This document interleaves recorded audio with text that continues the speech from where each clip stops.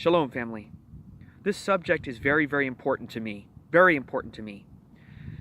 Because all the communist vermin rats who are running the universities, running the media, running Hollywood, and all other sections of this earth, of all colors, who are spitting on Western civilization, spitting on the giants who built Western civilization, is evil. It's wrong. I am so sick of fake history, fake rewriting of history. And you know what?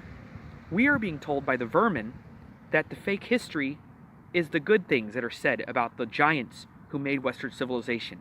And real history is that we should be spitting on these people, trashing their memory, trashing everything they built on that we are enjoying today. We are the ones who are privileged to be in this society. We're not in North Korea. We are not in Libya. We are not in Venezuela under communism. We are free to talk and spit and trash everyone of yesterday who built this culture that we are enjoying today. I'm sick of fake rewriting of history by these racist pieces of garbage of the revisionist movement. I'm sick of it. And this presentation is proof that this needs to stop. This really needs to stop. There is not a single culture, a single nation that ever did not conquer another nation by slaughtering, killing, raping, or worse. You cannot name one culture that never conquered another nation or stole a land from another culture. It doesn't exist. And if you say there is, you're a liar. There is not a single nation in all of human history that didn't conquer another nation. We even see this in the animal kingdom.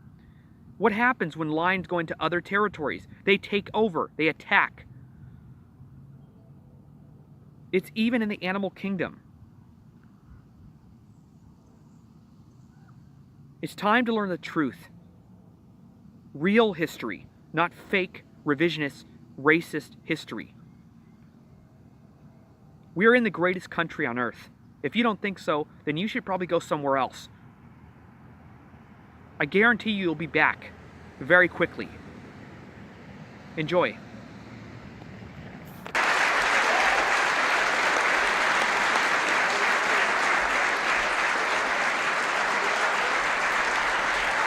Thank you very much.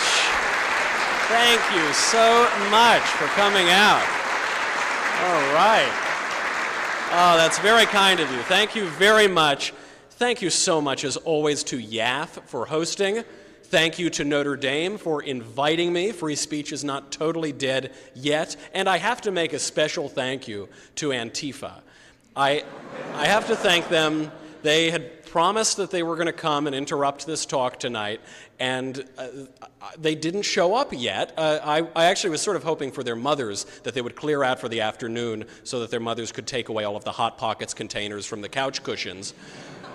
But their loss is our gain, and it seems as though we will be able to discuss this very important topic tonight uninterrupted. And this is one of my favorite topics. It is such a pleasure to be here to discuss one of the greatest men in all of history, Christopher Columbus.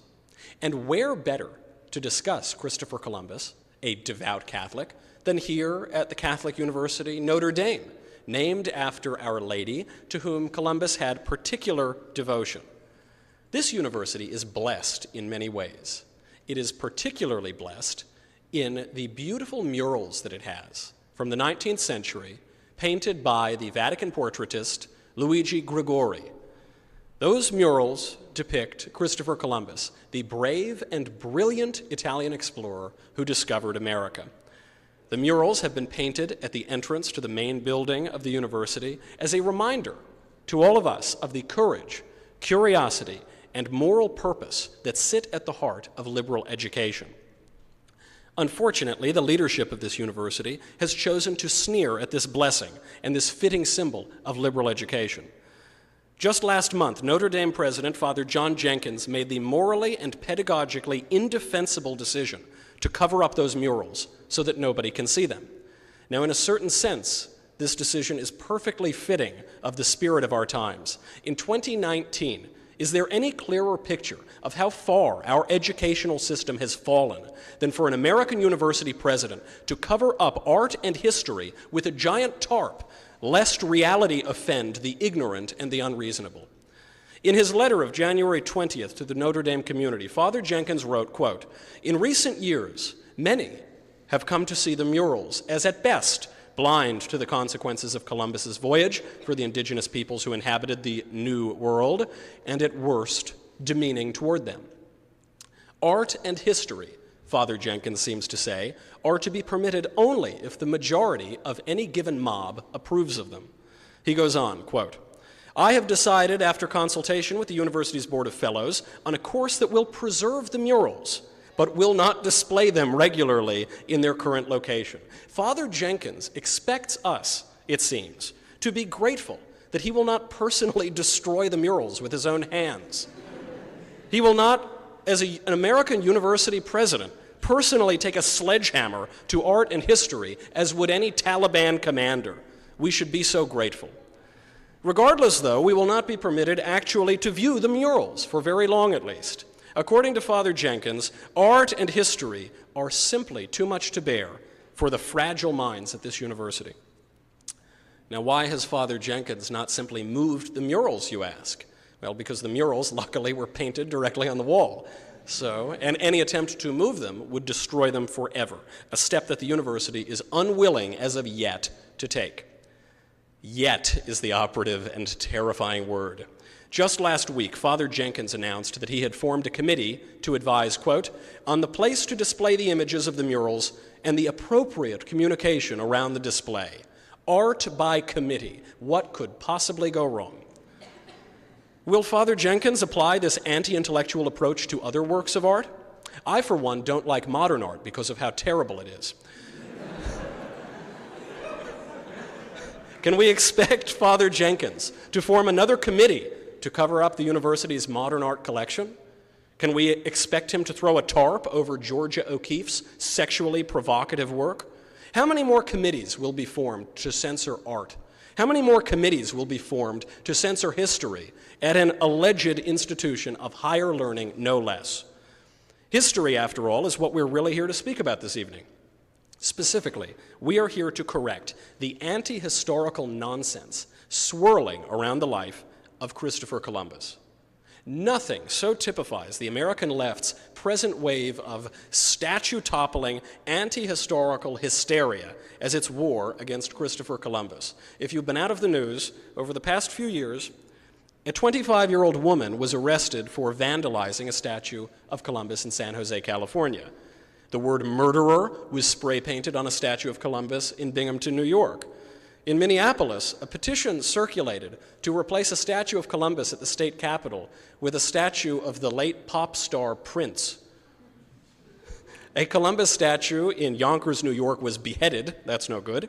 New York City Mayor Bill de Blasio created a commission to decide whether and how to remove the famous statue of Christopher Columbus from Columbus Circle, right next to Central Park. The LA City Council voted unanimously to rename Columbus Day as Indigenous Peoples Day, whatever that means, whatever particular indigenous people they're referring to. I don't think they know either. Seattle, Albuquerque, Denver, Phoenix, Santa Fe, and Ann Arbor, among other cities, have also all renamed Columbus Day Indigenous Peoples Day. The Wikipedia page for Christopher Columbus, if you go on it right now, is locked. You cannot edit it, because left-wing revisionists have tried to make the man appear so controversial. Why does the left hate this poor old Genoese sailor so very much? They hate him because Christopher Columbus embodies Western civilization. A transnational, devoutly Christian illiterate of low birth, an autodidact and the greatest navigator of his age, Columbus spent nearly a decade doggedly attempting to convince the Portuguese and later Spanish crowns to fund his impossibly ambitious vision, at long last to success. He fulfilled Seneca's prophecy that a new world would be discovered across the sea. He helped to found the modern era, and he played the single most important role in the founding of America. So in a phrase, Christopher Columbus is everything the left hates. To give you an example of the left-wing anti-history and willful ignorance on the subject of Columbus, take just this one 2015 article from Vox.com. You might be able to intuit where this is going. This was on Vox.com, written by Dylan Matthews, headlined with Vox's typical sobriety, quote, "9 reasons Columbus was a murderer, tyrant, and scoundrel." Now, perhaps the worst charge in the entire article that Matthews alleges is that, quote, settlers under Columbus sold 9- and 10-year-old girls into sexual slavery.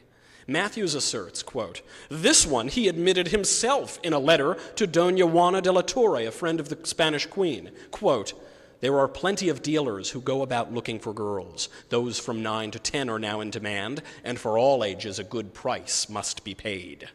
Oh, you would think from Vox's article that Columbus hatched the plan himself, at least that he was defending the enslavement and sale of 9- and 10-year-old girls.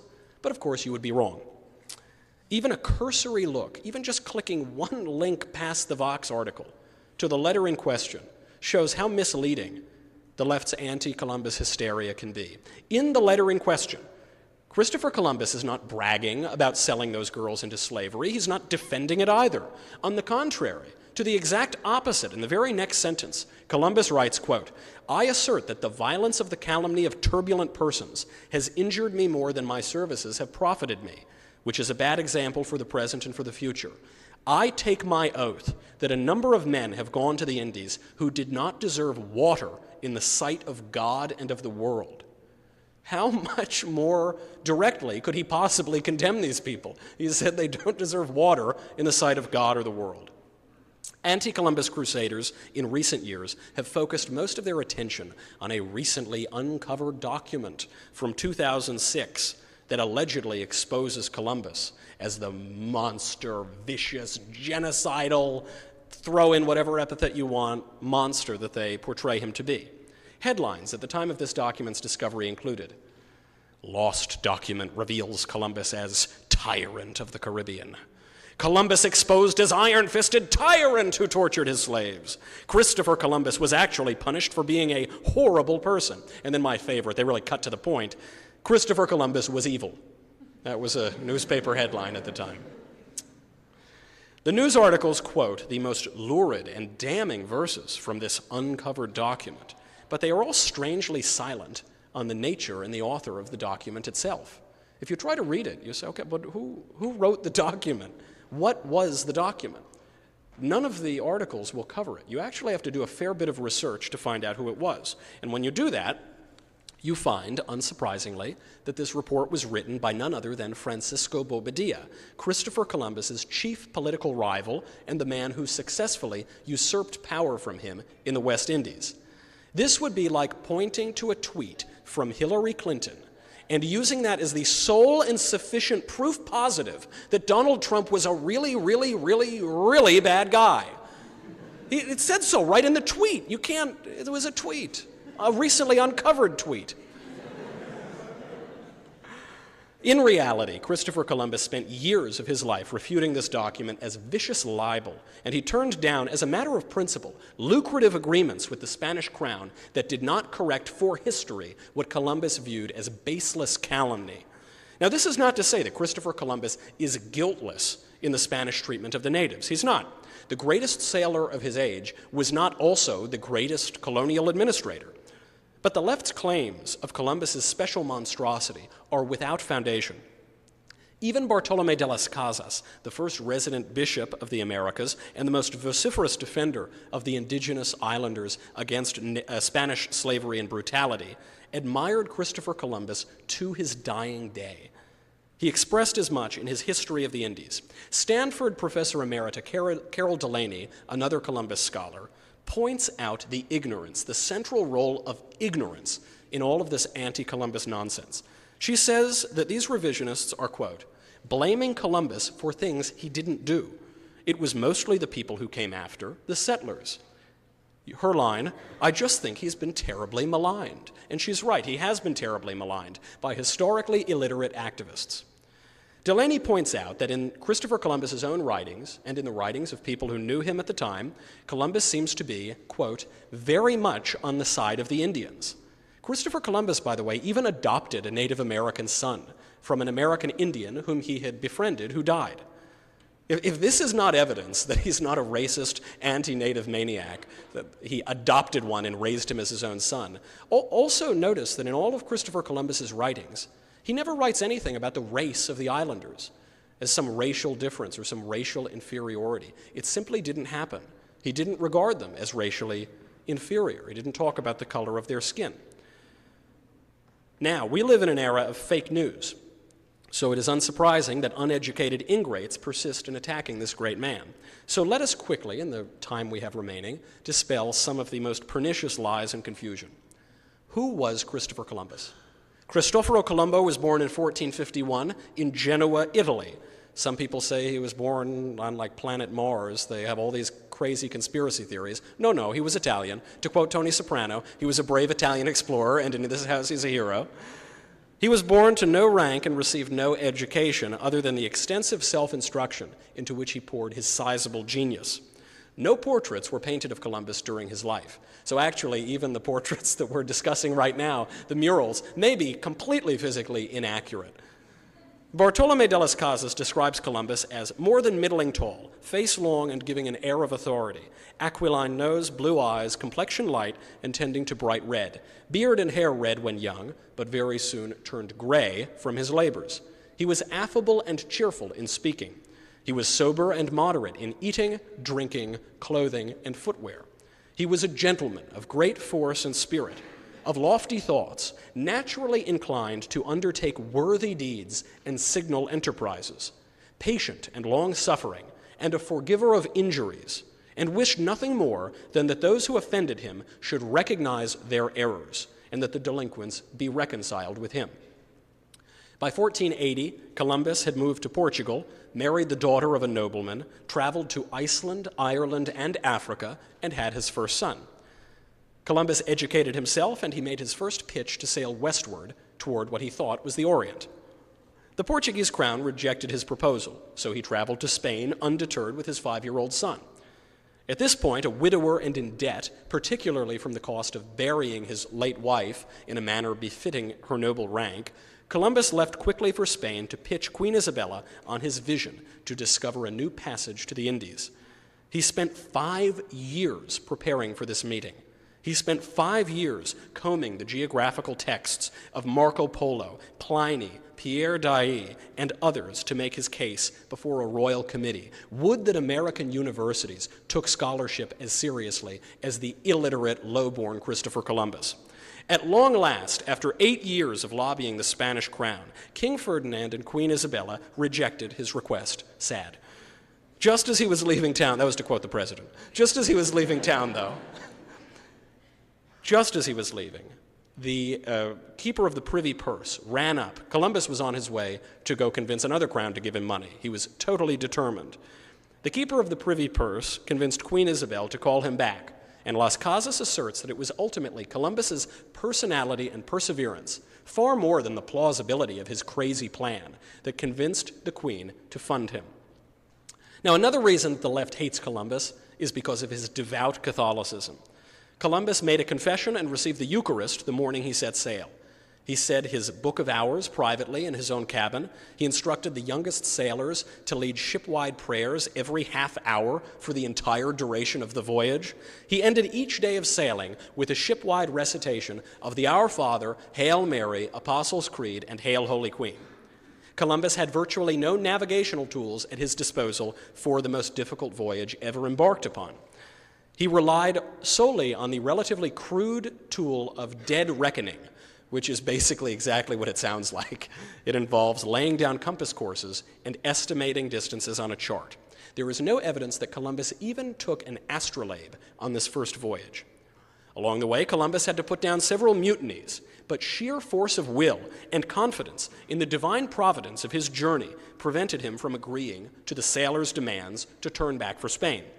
After several false landfalls, on the night of October 11th, Columbus spotted a flickering light as that of a candle or a torch on the horizon. Several others on board attested to seeing the flash, but given the distances, the flame could not possibly have been a fire or a torch on the shore. No natural explanation has ever been given as to what the men saw, but within hours they spotted land. Now, what of the rough treatment of the natives? That's the big issue, isn't it? That's why we're throwing tarp over history and art at American universities. As happened elsewhere in European contact with primitive societies, think of the Mayflower and Thanksgiving, things started out pretty well. Columbus and his men encountered the naked Taino people on the island of San Salvador in the Bahamas. Everybody was peaceful, and Columbus specifically instructed his sailors not to take advantage of the Indians. The Tainos told the explorers about decidedly less peaceful tribes, which explained the marks and the wounds on the natives' bodies. Those tribes inhabited the Isla de Caribe, and they were known for two things: elegant cotton rugs and eating people. Settlers who entered their huts found precisely two things: cotton rugs, some of which they took and brought back to Spain, and large cuts of human flesh. Other native tribes informed them that the Caribs considered babies, born and unborn, a particular delicacy. The Caribs introduced the word cannibal into European languages. The Caribs of Dominica, historians relate, killed and ate anyone who came ashore, and they were not the only violent tribe among the natives. As is true throughout mankind, bellicosity and peacefulness vary from people to people, as we see in the juxtaposition of the peaceful Tainos and the cannibal Caribs. Natives destroyed the first settlement established by Columbus, killing all of the Spaniards present and burning their buildings to the ground. Even then, Christopher Columbus showed restraint when his council wanted to kill various natives in their midst. Another group of natives mugged Spaniards and stole their clothes. Although Alonso de Hoyada cut off the ears of one and captured 3 to be executed, Columbus intervened on the natives' behalf and let them live. It is important to remember, too, that these were the first colonial questions in all of history. Christopher Columbus had to pioneer not merely a geographic expedition, but a first ever matter of international diplomacy and domestic politics. Those who cast aspersions on the Admiral of the Ocean Sea right now might consider how they would have fared under such circumstances. Would they have fared perfectly? Would they have succeeded at everything they tried to do? Columbus's introduction of Spain to the New World was so significant for world affairs that he actually created a new ethnicity, Latinos. There would be no such thing as Latinos without Christopher Columbus. If you are a Latino, if you know a Latino, if you like a Latino, you have Christopher Columbus to thank for that. The people who want to get rid of Columbus, want to undo what Columbus did, might say, if you like your Latinos, you cannot keep your Latinos. Entirely backwards. When Columbus returned from his second voyage, he wore the coarse brown habit of a friar because he believed his difficulties in colonial governance were divine punishment for his personal pride. This was a self-aware man. This was a man capable of profound humility, which he regularly exercised. Columbus arrived in Santo Domingo on his third voyage in 1498 to find utter disarray and a revolt led by the local mayor, Francisco Roldan. In order to quell the revolt, Columbus agreed to humiliating terms, including the creation of a system called repartimientos and later encomienda, which extorted labor from the natives. Roldan had backed Columbus into a corner, and he acquiesced. Now, while Columbus may have been a weak governor, accusations of tyranny came from political rivals, and they were indulged by the Crown primarily because the Crown had not yet recouped their investment in his voyage. The allegations also gave the Crown a pretext not to pay Columbus what they owed him, which Columbus spent years trying to recoup. And to seal his political fate, Francisco de Bobadilla, Columbus's chief political rival and the author of the left's favorite defamation of the man, was able to gain power before the Spanish crown knew that Columbus and Roldan had come to terms. The man who risked everything to discover the New World and institute the modern era was sent back to Europe in chains. Columbus explained his outrage and gave an important lesson for all of us on pride and historical judgment, which the left, in its undeserved self-adulation, has utterly ignored. He wrote, "They judge me there as a governor who had gone to Sicily, or to a city or town under a regular government, where the laws can be observed in toto without fear of losing all, and I am suffering grave injury. I should be judged as a captain who went from Spain to the Indies to conquer a people numerous and warlike, whose manners and religion are very different from ours, who live in sierras and mountains without fixed settlements, and where by divine will I have placed under the sovereignty of the King and Queen, our lords, another world, whereby Spain, which was reckoned poor, is become the richest of countries. And this is the crux of why maligning our forebears is as ungrateful as it is ignorant, because it must be nice. Mustn't it? It must be nice to sit in the freest, most prosperous, most charitable country in the history of the world, and from a position of totally unmerited luxury, slander the man who made it all possible, without even having the decency to read past a Vox.com headline on the subject. Cowards, ingrates, and moral narcissists throw tarp over the memory of the man without whom they would not exist. Those who have tracked Columbus's Christian piety in this brief history lesson will enjoy the coincidence that he died on the Feast of the Ascension in 1506. His last words echoed his Savior's, who said, "In manus tuas, Domine, commendo spiritu meum." Into your hands, Lord, I commend my spirit. Those who call him a murderer and a tyrant and whatever other nonsense they belch should consider some other words of Columbus, which he addressed to the Spanish sovereigns in his Lettera Rarissima. He wrote, quote, "Let those who are fond of blaming and finding fault, while they sit safely at home, ask, why did you not do thus and so? I wish they were on this voyage. I well believe that another voyage of a different kind awaits them, or our faith is naught." For those of you who didn't catch that last part, he's telling his preening detractors to go to hell, and so am I. Thank you very much.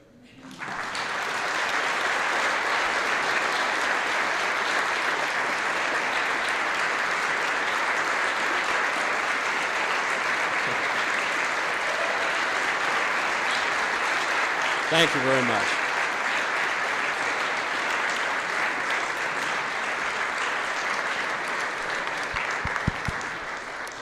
Thank you very much. I think now we're going to open it to questions. Yeah, so Michael's going to take some questions now. So if you'd like to ask him some questions, please line up in the back with my colleagues there. And then you can, we'll guide you up here one at a time. And while you're lining up there, there's some ground rules we have to go through. First of all, your question has to be a question. Only one question a person. No follow-ups. All right, so you can go ahead and line up there. And we also have a rule at the Daily Wire, which I strongly object to, but they make me do it. If you disagree with me, you get to cut the line. I think this creates terrible incentives. It convinces people to disagree with me, but that's the rule, so we got to play by it. All right. Oh, thank you. Oh, sorry. Hello, my name is Brennan Burr. I'm a junior political science theology major here. I want to ask you, you talk a lot about the radical left. Would you lump Father Jenkins himself into that category, or do you believe that he has just kind of bought their arguments and hasn't really done enough in his own mind to kind of combat that? Would you consider him to be more of a victim of the radical left, or more of someone who you'd identify with that group you're describing, of course? You know, while we're alive, we have will and we have the ability to do the right thing and to fight back against people who are trying to destroy liberal education. I would never presume to know Father Jenkins's motives as a university president covering up art and history, lest the ignorant and the unreasonable are offended by it. But certainly the action itself of taking beautiful, priceless murals by the Vatican portraitist at the entrance to a university in the United States and covering them up is a cowardly decision. It is anti-intellectual, it undercuts the entire spirit of education, and it is profoundly wrong and cowardly. I would never presume to know his motives. I would never presume to know his excuses for making that decision, but it is a terrible decision nonetheless.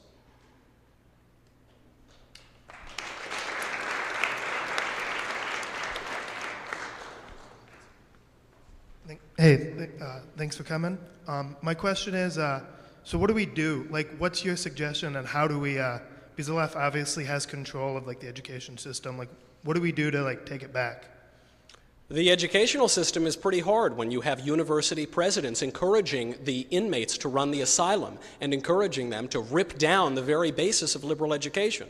And I don't mean only to pick on Father Jenkins. This has happened at my own alma mater of Yale University, where they encourage students to rip apart the curriculum, where now you can graduate with honors in the English department, having never read Shakespeare or Chaucer.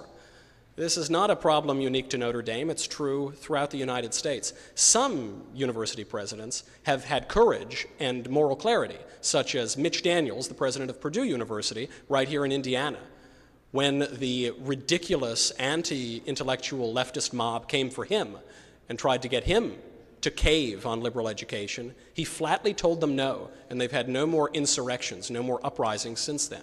I think some cowardly university presidents think that if they give the mob just a little bit, they give in a little bit to their commands, that then that'll be enough, because appeasement always works throughout history, doesn't it? Probably not. It's a terrible idea. And so we can look to the leadership of good university presidents, such as Mitch Daniels at Purdue. We can look, of course, to the think tanks. The conservative movement has done a good job at think tanks. That is one area where we've been able to flourish. We've been able to flourish through alternative media. Not to pat ourselves on the back, but we put out podcasts every day that allow you to access information that is cut off by the gatekeepers of the mainstream media and the universities. And what we need to really look to do is look to cut off the sources of the problem. So right now, you and I, all of us taxpayers, fund tenured radicals who are in our institutions of higher learning, who have gutted them, who have turned them into an empty husk, a perverse husk of what they once were. We need to stop funding those institutions. We need to stop funding them through the government. We need to stop personally funding them. We have to have alumni cut off their donations. We need people who are alumni of Notre Dame, in particular, after this recent horrific decision to cut Notre Dame out of their will and their own universities that are undermining liberal education. And then hopefully we can convince tenured radicals to come back around and stand up for education in the United States, and the greatest educational system, at least until recently, in the entire world. The only way that they're going to listen is if we vote with our pocketbooks and vote with our attention spans. And I think we're doing a good job of that, and we should ratchet it up even more every day.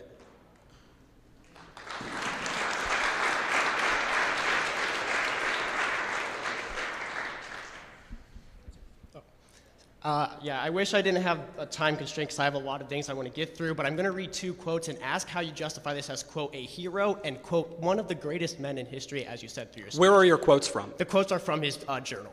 From so where? In his journal. I'm sorry. His journal. From the Journal of Christopher Columbus? Yes. Okay. In his journal, he says, quote, "Let us in the name of the Holy Trinity go on sending all the slaves that can be sold." He also says, quote, "The Indians are so naive. I will bring as much gold and slaves as you need." That actually was not in his journal. That was to the court in Madrid. I assume it wasn't in his journal because he would be writing to himself. Right, so you're saying Christopher Columbus agreed in a letter to his bosses who were funding his voyage that he would fulfill the terms of his voyage? That's what you're saying? This is some shock? There's 2 parts to it. The first one was from his journal, where he quite literally said, "Let us in the name of the Holy Trinity go on sending all the slaves." The second one was to the court in Madrid, appeasing them, saying, "Yes, let's go get all these slaves from Well, this land." you mentioned in the name of the Holy Trinity, Christopher Columbus baptized many natives. He did it personally. And he obviously was bringing the faith to the New World. You're at a Catholic university. If you believe that the faith is true and good and beautiful, as I do, as all Christians ought to do, then that's a wonderful thing to spread the gospel to people who have never heard it before. I think you misheard the quote. The last part of the quote I don't is think the I most misheard the important. quote, but you Go can repeat it on, if you like. In the name of the Holy Trinity, what should Yes. we do in that name? Go on sending all the slaves that can be sold. So he sent slaves to the New World. That is true. Or back to Spain. That is true. That was part of the deal. And if you listen to my lecture, I'm not sure. I heard your question, but I'm not sure you heard my lecture.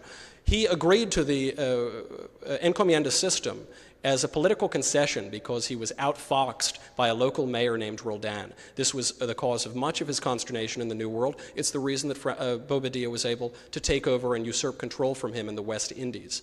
This is a political reality. This is not a beautiful thing. It's a terrible thing. Slavery is an awful thing. None of us disagrees with that. But for us now, as people who have benefited, all people of the whole world who have benefited from the greatest country, the most profitable, the most charitable, the most equitable, the most just, the one that allows you to stand there and ask me that question. For us to spit on that man who made all of it possible because he made some moral concessions in order to take the most ambitious voyage at that time in the history of man is so bizarrely ungrateful. It is so ignorant of historical and political realities as to be naive and sophomoric. My question was, how can you justify calling him a hero? I agree. I've just justified it. That's my explanation. That I was think that you're should... standing on the shoulders of giants and you think that you're flying, but you're not. We are dwarfs standing on the shoulders of that great man, and we spit down on him in our ingratitude. How pathetic. All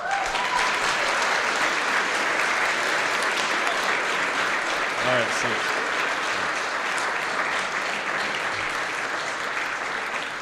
hey, what's up, Michael? I'm a big fan of the podcast, and it's a great honor to stand here in your excellency. Excellent. You said excellent, right? Did I? No, not execrable.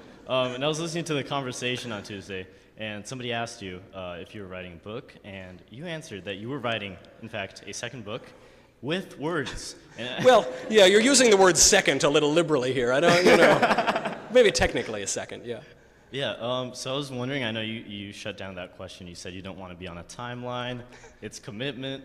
But I was wondering if you could drop any clues or hints as to the Yes, I will a little bit. One thing I've talked about in this entire lecture tour that I've done with YAF, the Covfefe on Campus tour, we've talked about the simple joys of being right. We've talked about why the right, as a matter of social science and just as a matter of our own anecdotes and our own qualitative understanding, is happier, is more content, finds greater purpose in life than the left. This is borne out not just in the United States, but meta-analyses across over a dozen countries, lots and lots of people have borne this out to be true. I would like to explore that question because, man, I'm having a great time. I am as joyful as you can be. I walk singing down the road and skipping down the lane. And I notice that my friends on the left don't do this. They yell and they shout and they scream and they're angry and they wear hats that are simulacra of genitals on their head. And I don't know what they're doing. They're just so upset. So as a matter of personal charity, I am trying to show them the political light so that they don't persist to live in such misery. A pleasure.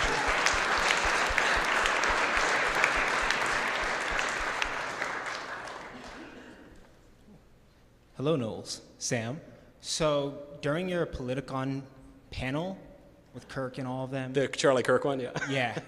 So you had said that you were for Guantanamo Bay, but also for due process, and then they kind of slammed you for it. I was wondering, could you expand on that more, and then also like expanding on the due process only for American citizens? I'm assuming you also meant also legal immigrants here, and then Covfefe or the tiers. And Covfefe or the tiers? Why is this an either-or question? Why is listen, grace abounds, my friend. You can have it. You can have it all. I'm happy. That's a wonderful question. I'm happy to expand upon it because, unfortunately, when I was in that Politicon room, none of us could really hear what anyone on the stage was saying, so I missed what's a very important question, which is the question of due process or constitutional rights or specifically Geneva Convention protection for terrorists, because that's really what we're talking about when we talk about Guantanamo Bay or enhanced interrogation techniques or whatever. I think, as to borrow the phrase of Andrew Klavan, that waterboarding jihadis should be an Olympic sport. I think it is not only morally neutral, I think it is a moral good. And the reason for this is that it is totally immoral to extend Geneva Convention protections to terrorists. What is a terrorist? A terrorist is an unlawful combatant in war. A terrorist is one who does not wear a regular uniform, who targets women and children and civilians, who does not abide by basic rules of law. The reason that we established the Geneva Convention protections is specifically to protect civilians in times of war. And in exchange for not targeting civilians, we will extend to you certain courtesies for your soldiers if they are captured. If you extend those same courtesies to terrorists who specifically target civilians, you undermine the entire Geneva Convention. You undermine the entire point of offering anybody these courtesies, because there is no incentive then not to target civilians. So I think it is certainly quite a good to put unlawful combatants in war in Guantanamo Bay, and not just interrogate them in an enhanced way, but do whatever you need to do to get information out of them. Now, when it comes to lawful combatants in war, when it comes to foreign nationals who are just walking around on the street in America, when it comes to American citizens, then of course I support due process. I think I support due process much more certainly than the left does these days. But those are wholly different categories, and there's a real moral confusion among people who see an American citizen or even a lawful combatant in war and a terrorist as morally equivalent. They are not morally equivalent. They are entirely opposite categories, and they should be treated as such.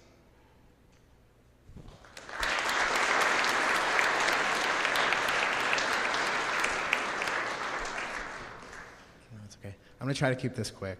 So Father Jenkins, in his letter to the community, said that the purpose of the murals is to help Notre Dame's largely immigrant Catholic population feel more welcome in the U.S. at a time when anti-Catholic sentiments ran high.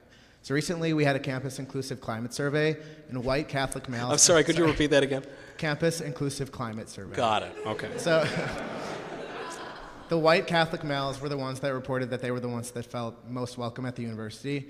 And so a lot of different marginalized communities were the ones that felt not very welcome. So has the purpose of the murals not been fulfilled at Notre Dame? And should we not shift our focus to help those marginalized populations now feel more welcome, as the Catholics were just a few centuries ago? Why? I don't know exactly to whom we refer when we talk about marginalized communities. You'll remember in the United States, the largest mass lynching in American history was against Sicilians. Few people today would call Sicilians a marginalized community, except for me when people yell at me at my campus speeches. I suppose, regardless of who the marginalized people are, the question is, why don't they feel welcome? Does the survey tell us anything about that? Well, I think it's because I think you could break it down. First of all, the marginalized community aspect, it breaks it down into different races. So you can look at like Latinos, lesbian, gay, transgender, African American. Latinos don't feel welcome because there's a picture of the man who invented Latinos on campus. That's the depths to which our educational system has been degraded. Okay. Well, I think the other part of it is you're looking at certain documents that have historical value, like from Bartolomé de las Casas and others, but I think that it's just not really factually accurate to say that some counterpoints aren't also just like bound in actual history. What did I say that wasn't factually accurate? No, but I'm like, people can have different opinions about Columbus, and they're being recorded as historical facts. Some people can have correct opinions, and some can have incorrect opinions. And there are people today who have an incorrect opinion that he was some genocidal, bigoted maniac, which is clearly, patently refuted by the historical record. That's not a matter of preference or some subjective feeling. That's objective fact. It's an opinion, but it's a true opinion. My last thing I guess I'll say to that is there are primary sources on both sides that will say that Columbus is good or bad, and to say that only the side that disagrees with you is politically motivated. What sources are you specifically talking about? The ones that not specifically you're discounting, but I don't have one on the top of my mind. But exactly, and this is the problem, because in the absence of facts, I don't mean to pick on you, I mean to pick on them I didn't broadly. Come with one specifically. I mean, if you gave me like a half hour, I could probably go find one. Well, you certainly think that you could. Yeah. In the absence of historical knowledge, people have replaced what was once historical knowledge with broad narratives based on ideology, based on the headlines of Vox.com articles. They say, surely there are primary sources on both sides of the question of Columbus's character. Surely there must be some legitimate primary source document that buttresses my totally random and arbitrary opinion that he's a genocidal anti-Indian maniac. The problem is there isn't. There is one document, that is the one document that any of them assert as evidence that Columbus was some genocidal maniac, and the document was written by his chief political rival. Now, you can point to that and say that that has some merit. I'm not saying it's totally valueless just because he was a political rival, but the vast preponderance of evidence not only provides a different perspective, but utterly contradicts the narrative that the left is pushing about Christopher Columbus, because it is anti-historical.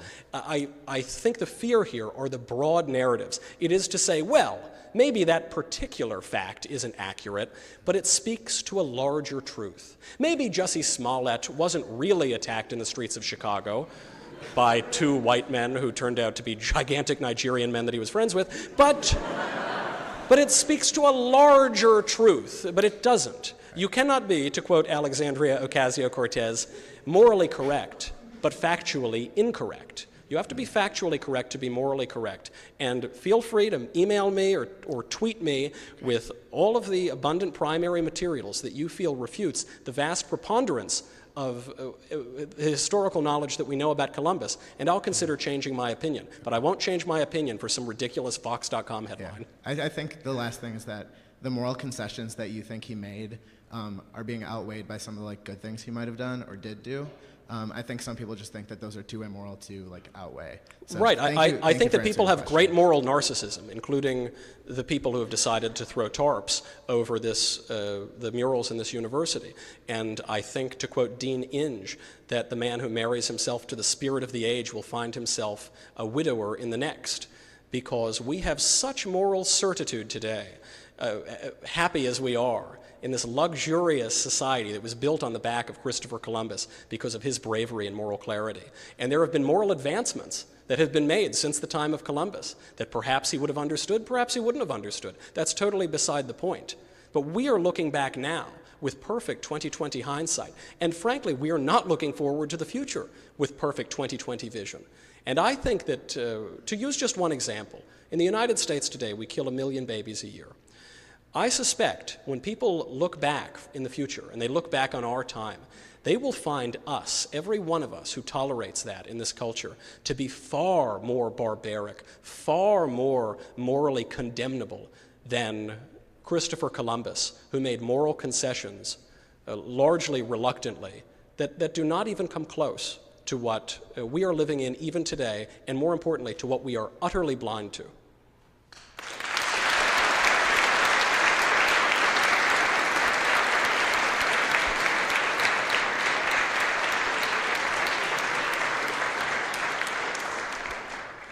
Mr. Knowles, I don't know if you're familiar with Nicholas Taleb's book, Skin in the Game, but... Not that one in particular, but okay. I like Nicholas Taleb. Okay, but in it he says that majority opinion doesn't change things. It's intolerant minorities that do. And that's obviously what we've seen. It's an intolerant minority that's trying to shut down debate and erase history. And it seems to me that right-wingers in general seem to be more just want to debate instead of exert pressure. Now, is there a way that conservatives can non-violently, of course, exert pressure and reverse this kind of erasure? Absolutely, and I'm a strong advocate of doing that. I think one of the great temptations and pitfalls of the conservative movement and of the right broadly is to just live in the clouds, I don't want to be in the pish-posh, awful reality of this world. I don't want to have to ever make any moral concessions. I can just live up here in my literary and philosophical ivy tower and never have to deal in reality. And I'll lament the lost causes of the conservative movement, but pish-posh, c'est la vie. I'm very much opposed to that. I think that we ought to exert quite a lot of pressure. I think specifically one example, we're talking about a university context, is that we should stop giving money to universities that behave this way. We should encourage our parents to stop giving money to universities that behave this way. And most importantly, we should convince our grandparents not to give money to them because they have a certain lifespan curve working for them. And in their wills, they often leave a lot of money to university endowments that rely on them. And we should stop it. We should stop doing it. We should petition our government and vote for candidates who will defund universities that act in this childish way and that undercut liberal education in the United States. We should be tough. We should always be gentlemen about it, but gentlemen can be tough too. You don't need to back down. Just the other day, I don't mean to pick on Seth Mandel, I like him quite a lot, but he's a conservative writer, and he wrote just yesterday, he said, Jussie Smollett, He filed a false police report. He indicted half of America as bigots. He indicted our whole country as hopelessly racist. But he's clearly a troubled guy. He's clearly got a lot of psychological problems. Let's have compassion. I get it. That comes from a really good place. Charity is a wonderful virtue, but prudence and justice are virtues as well. And as Adam Smith said, mercy to the guilty as a matter of national policy is cruelty to the innocent. And as we indulge the hysterical rantings of these overgrown children at our universities, Notre Dame or Yale or anywhere else, that we create terrible perverse incentives. We have so much to lose. We so degrade our culture. I think we should be as tough as we possibly can. Of course, nonviolent, but never feel that you're above it all. Get there in the fight. If being in the fight means that you don't feel morally pure 100% of the time, that's politics, that's reality. We live in a real world, we live in time and space. We're not floating brains, we have real bodies, and we are called upon to do real things in the world.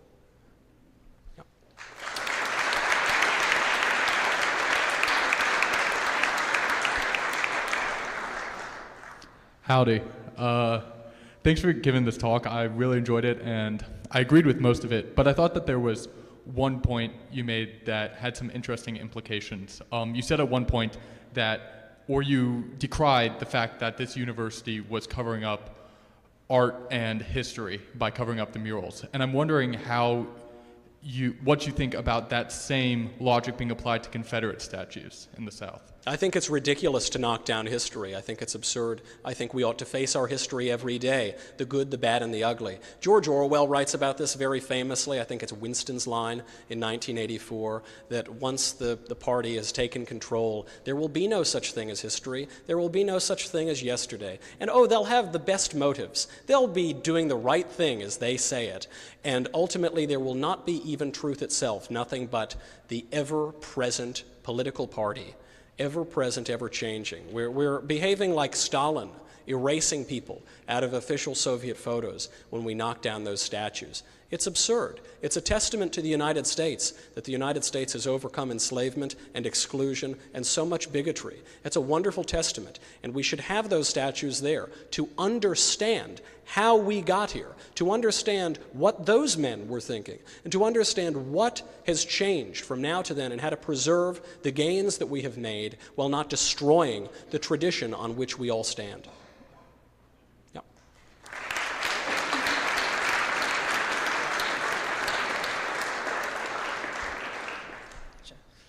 Haukola. My name is Mikey. I'm a member of the Rosebud Sioux tribe in South Dakota. Are you related to Senatrix Warren or no? No. No. No, Okay. unfortunately not. My question is, so I personally think that the Columbus murals portray warts in history, obviously, which I think should be portrayed. Would you also support an alternative mural depicting Lakota people scalping settlers? Scalping the settlers? Tanyan Maniyo. Could you describe, well, hold on, I want to speak with you. Okay, he doesn't want to answer. I suppose the question that he should answer is whether there is any comparison between some gratuitously violent display intending to degrade in the year 2019 some, I don't know if the fellow is even listening to the answer to his question. Probably because he doesn't want to learn a thing, does he? If there's any comparison whatsoever from a beautiful 19th century mural, 12 of them, painted by the Vatican portraitist of one of the greatest men in history, to some modern attempt to portray gratuitous violence, I actually have no problem with some mural going up somewhere of depicting some of the gratuitous violence of whatever tribe that gentleman wants to be depicted. If he wants to depict that as the historical reality to remember, that's fine by me. I see no problem with it. And broadly speaking, if people want more art, if people want more discussion of history, not the revision of history, not the replacement of history with fantasy, but the actual discussion of history, warts and all, and there's a lot of warts in history, that has my blessing. I think that's a wonderful thing, and actually, I'm not surprised that the sort of person who would ask a question of a lecturer and then run out of the room lest he possibly learn something by hearing the answer. Well, I'm not surprised at all that that sort of person would not would so clearly misunderstand the entire purpose of education.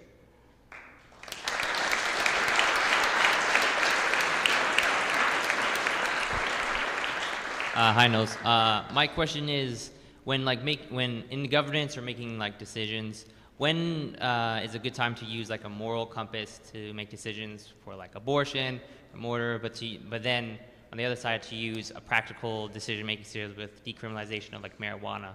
When would one be better than the other? Because it's obviously we want to make moral decisions, but we want to make sure have the best outcomes. There's no but. Buts negate sentences. Everything that comes before the but ultimately in political statements gets totally ignored. You should always take into account the moral order when you're making public policy. There is not a dichotomy or some disagreement between practicality and morality. In fact, in the long run, the only thing that is practical is the moral order. Politics is downstream of culture. Culture is downstream of religion. The culture is defined by the cult, what the culture worships. And these are all part of the whole. There is a canard that goes around where people say, I don't think that we should legislate morality. Show me the legislation that does not legislate morality. Every argument I heard for socialist health care from Barack Obama was a moral argument. Of course, every argument against abortion is a moral argument, and in fact, every argument for abortion is a totally incoherent moral argument, including the arguments for raising and lowering taxes. When Bernie Sanders talks about soaking the millionaires and billionaires, he's making a moral argument, and so we should always be guided in that way. What you're asking is when should we make moral concessions, and I think that we should do it very carefully and very cautiously. People now say, the best argument I've heard for legalizing pot is, oh, well, why not? I mean, it's it's whatever, everyone smoked pot, it's fine. That's not a very good argument, and really what that argument says is there is a very motivated group of people in this country who are just so, the pro-legalization people are like the craziest, most enthusiastic group of voters ever. It's kind of funny because they're all potheads, so you'd think they'd be really chilled back and hang, but they're so obsessed with this issue.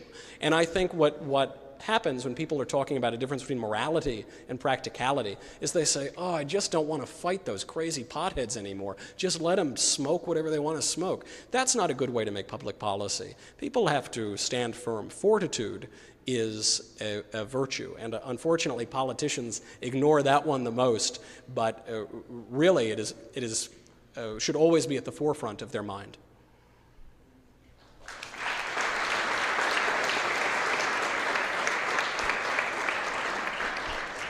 All right, now this is going to be the last question for the night.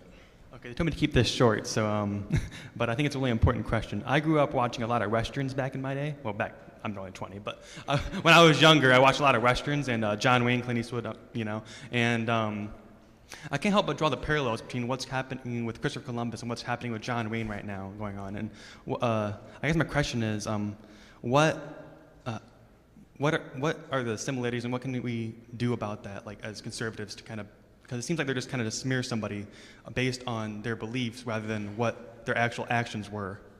That is such a good question and such a good observation. The first trouble that we have to get past is all of the cowardly conservatives who flop at the first sign of any leftist calling them a racist. Leftists call you a racist for buttering your toast the wrong way. They'll call you a racist for anything. It means nothing when they say it. And you have nothing to prove to people who advocate killing babies, not only in the third trimester, but apparently now in the fourth trimester as well. I owe them no answer. They have no modicum, not even an iota of moral superiority over me. I owe them no answer for their stupid accusations and insults.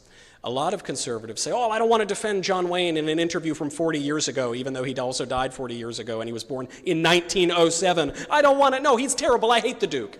How dare you? Give me a break. They do this with Columbus, too. Say, oh, well, it's just easier. Just they can have it. They can have it, and they'll slowly give away our whole civilization. I never thought that I would be defending John Wayne 40 years after he died, 47 years or 48 years after he gave this Playboy interview. He's getting a lot of flack for this because he said this line in the interview. He said, I would call myself a white supremacist until blacks are ready to take over the government, is more or less what he said. And he used that phrase, white supremacist. So obviously that's a very loaded phrase, and everyone backed off. This, I think, illustrates the entire point of this lecture tonight, is the left and cowardly conservatives refuse to read even the context in which he was speaking.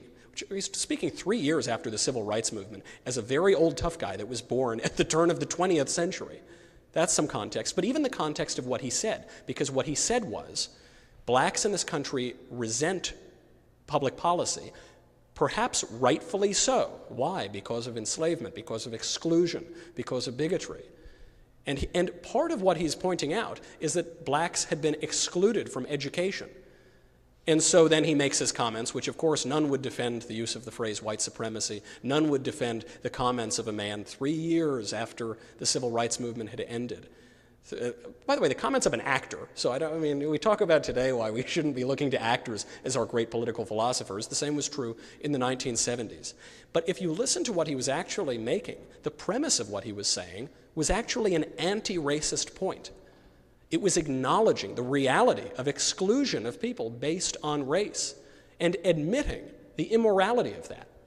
But of course, the left won't open their ears. The left are all like that kid who thought that he was making some sort of point. I don't know what point he was making, but he thought he was making one. And then he hightailed it out of the room before he would ever have to even have the possibility of listening to an answer or having a conversation. That's like the left. They close their ears and they say, la, la, la, la, la, I can't hear you. I can't hear John Wayne. Russell Kirk makes this point in The Conservative Mind. He shows two types of reformers. The radical reformer, the reformer that we would call the leftist, looking back at some institution or some idea or some law in history and asking, is it true? Is it true? And if it's not, you're going to throw it all away. And then the more intelligent reformer who looks back at his history and asks, what does it mean? What did John Wayne mean? What did it mean that he was saying what he said at the time? What did it mean that we had just had a civil rights movement not 3 years prior? What does it mean that Christopher Columbus spent 8 years of his life preparing for a meeting to get funding to sail to the New World on an impossibly ambitious vision that meant near certain death to bring the light of Christ to the New World? What does it mean that the expedition required moral compromises? What does that say about us? What does it mean? That is an openness and a curiosity and a bit of awe and humility before our tradition, before education.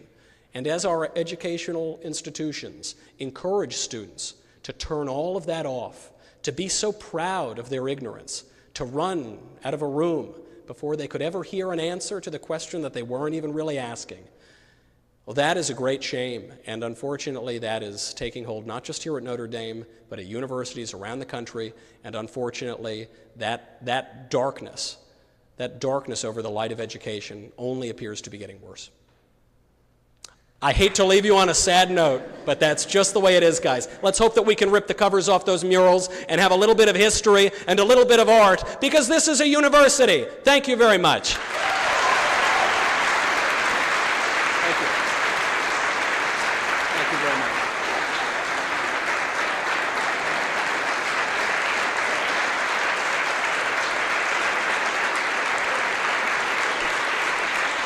Thank you all very much. It's a pleasure to be with you.